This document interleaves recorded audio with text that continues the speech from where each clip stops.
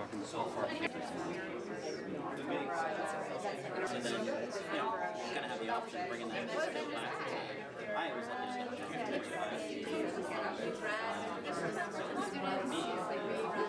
So Kat Krieger is our elder, and he is going to open for us this evening. I want to recognize the land that we walk on, most recently under the care of the Mississaugas and Nuka, but also the Huron-Wendat, the Haudenosaunee, the Anishinaabe, all the other tribes that have walked on this land since the last big ice walls moved back. We've been walking this land for a long time. We've been sharing it for a long time. We've been inviting people in for a long time, and we've been helping one another for a long time. One of the things we always did with people is extended a hand, offered a blanket, placed by the fire, some food. All those things are here. That companionship, that friendship, that mentorship, all those things that helped everybody move forward. We didn't like to leave people behind. That wasn't our way. That wasn't our way of doing things.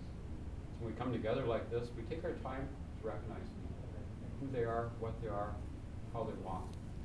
We're doing it in a slightly different setting, but we're still doing it. So for that, I give thanks as well. And this year, we wanted to take one of our key beliefs, the key pillars of our organization, which is recognizing excellence, and take that to another level. So for those of you who are members of APAC and might receive our newsletter every month, you would know that each month we recognize an Aboriginal professional in the community. Now these people are students, they're professionals, they're leaders in all industries, and we ask them a series of questions. And why do we do this? We do it because, in the Aboriginal community, I look around this room and I know many of you, people who have gone through so much, who have fought so hard, who are leaders in their positions. And we want to celebrate you. We want to honor your journey and really celebrate, your strength and resiliency. And in doing that, provide role models for the next generation of Aboriginal youth. And I'm really impressed with the work's being done, and it really does give me an honor to be here this evening. So this evening I'd like to welcome Clint Davis. Clint is Vice President of Aboriginal Banking here at TD. So thank you very much. Thank you very much, Gabrielle. That was very sweet, and it's a real honor to be hosting this event. It's a real honor to be here and to get to meet all of the members of APAC. It is truly an incredible organization. It's one that I think has been long overdue, and it's wonderful to see that Gabriella and all of your team are the ones that were able to kind of really create this and take it to another level. The whole topic is excellence in Aboriginal leadership. So I'm going to kind of break this down a little bit because it's something that I'm very excited about talking about. It's something that I studied when I was actually at the Kennedy School of Government. And it is about this idea of leadership.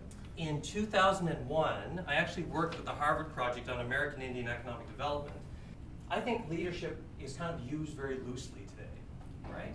And I think we see sometimes some examples of this, right? So you got the one person, you got your father. Last night, I was looking up pictures of leadership, and I was coming up with this kind of stuff, which is actually kind of interesting. And of course, we can't go beyond leadership to actually without looking at something like this. The word leadership originates from the ancient root leaf, which meant to go forth and die, as in battle. So think about that. I like that. Jeez. Exactly. So that's kind of the concept that people actually have when they think of leadership, to go forth and die, as in battle. So needless to say, my thinking around leadership is a little bit different. It's a distinction between routine technical problems, which can be solved through expertise or a quick technical fix. So you actually have a routine problem that can be solved by someone with managerial experience or managerial expertise or strategic expertise or a lawyer or someone of that nature. And that's compared to adaptive problems, big problems, which there's no technical fix. Things like crime, poverty, relationships with Indigenous peoples, issues like that, which really require some fundamental changes, in particular with values, is an activity. So it's not necessarily about a position of authority. In fact, there's actually a huge difference. Basically, between authority, and they can have the ability to regulate positions of authority. So what you're trying to do is say when you're actually having questions about values. In fact, more and more people don't look at that in a very global. who wouldn't have any authority whatsoever, yet they actually have the capability to exercise leadership. What you see in some positions, and it does drive me a bit bananas, because you do see it in the public sector, the private sector, nonprofit sector, everybody's leaders. They're not leaders, they're managers. They're individuals with an expertise to fix a technical problem. You don't have to be a particular individual in a significant role, and I like that. The reason why I like that is because anybody can do it. So you don't have to wait to be the vice president, or you don't have to wait to be the CFO or the CEO. You can be an individual that can exercise leadership. So again, I would like to invite Elisa up to the stage to accept her award.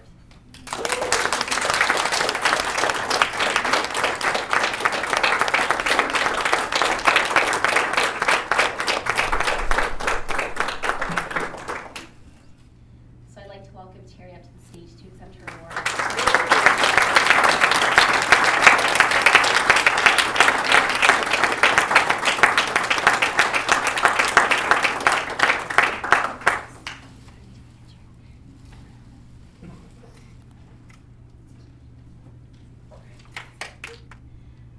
Again, I'd like to welcome Mark up, as he's already here, but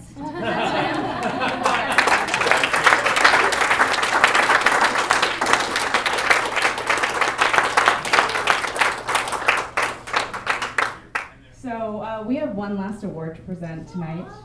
And I know I'm jumping the gun on one announcement, but Gabrielle has been accepted to the Stanford Graduate School of Business. So she'll be pursuing her MBA in school. I want to talk about her professional accomplishments, because without them, she wouldn't have gone to the program.